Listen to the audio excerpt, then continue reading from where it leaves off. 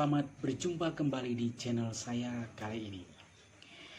Seorang yang lupa meletakkan barang atau sering kelihatan tersesat bila keluar rumah, emosinya turun naik, bisa jadi orang itu sedang mengalami gejala demensia. Demensia atau lazim disebut dengan pikun. Bagi orang tua yang sudah lanjut usia, kondisi seperti ini selalu identik dengan kelompok para orang tua. Pikun identik dengan gangguan daya ingat.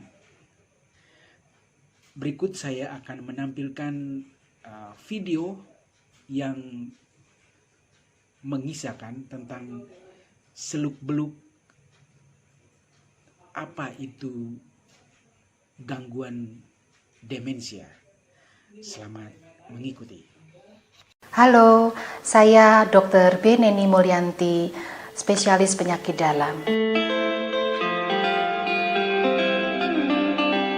Apa itu demensia? Demensia adalah istilah awam untuk pikun. Demensia merupakan kondisi yang sangat memprihatinkan dan sering terjadi pada lansia, karena memang lansia itu lebih rentan untuk mengalaminya.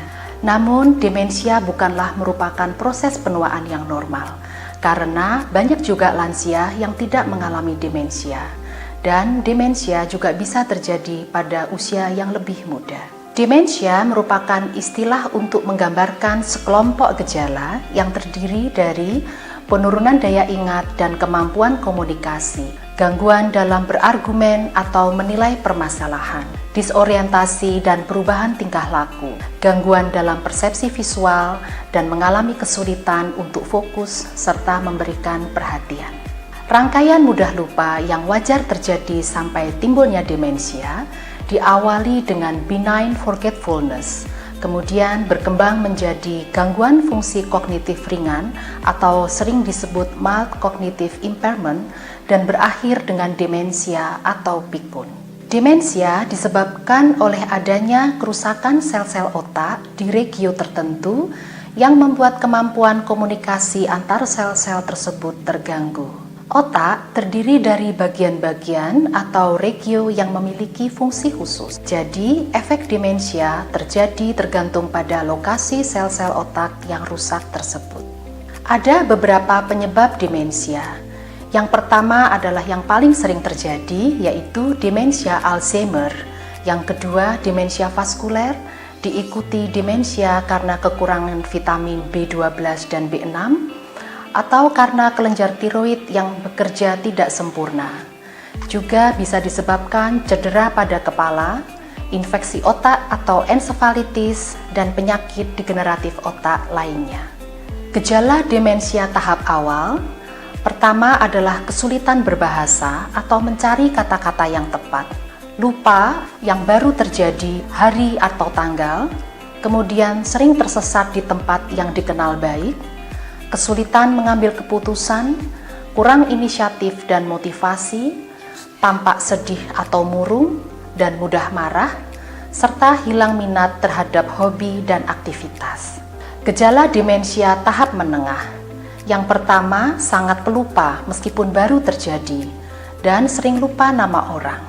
Kemudian tidak bisa hidup mandiri, diikuti sulit berbicara, perilaku yang tidak wajar, sering keluyuran atau tersesat, dan sering muncul halusinasi.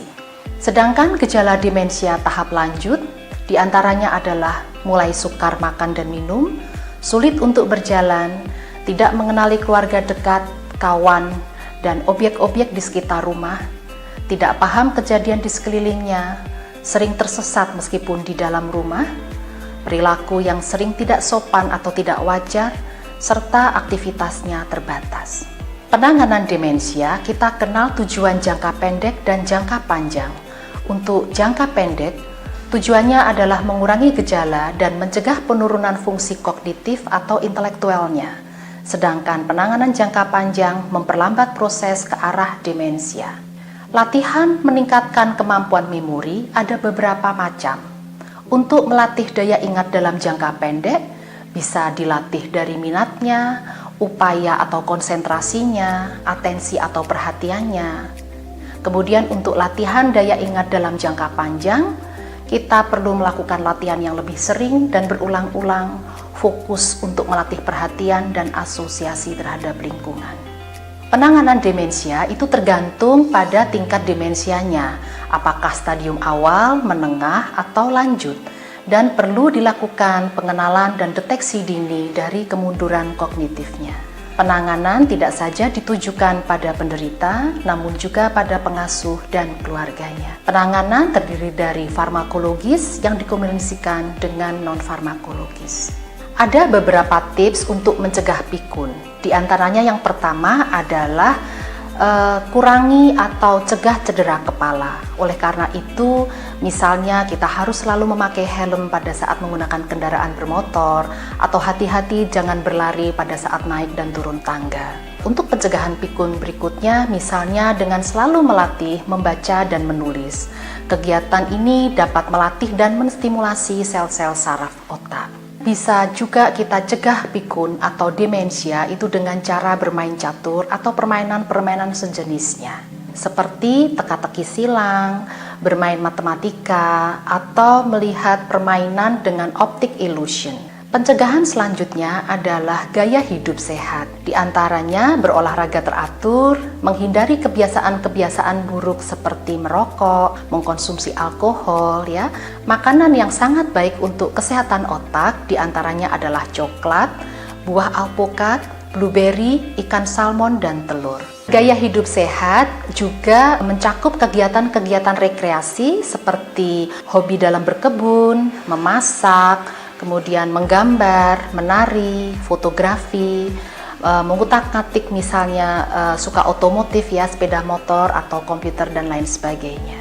Dan tips mencegah demensia yang paling penting adalah dengan melakukan senam otak yang bertujuan untuk mencegah dan mengurangi pikun, meningkatkan daya ingat, kecerdasan, dan konsentrasi, sekaligus untuk menjaga kesehatan dan fungsi otak seiring bertambahnya usia. Berikut ini akan ditampilkan latihan senam otak yang dapat diikuti dan dilakukan setiap hari untuk mencegah demensia.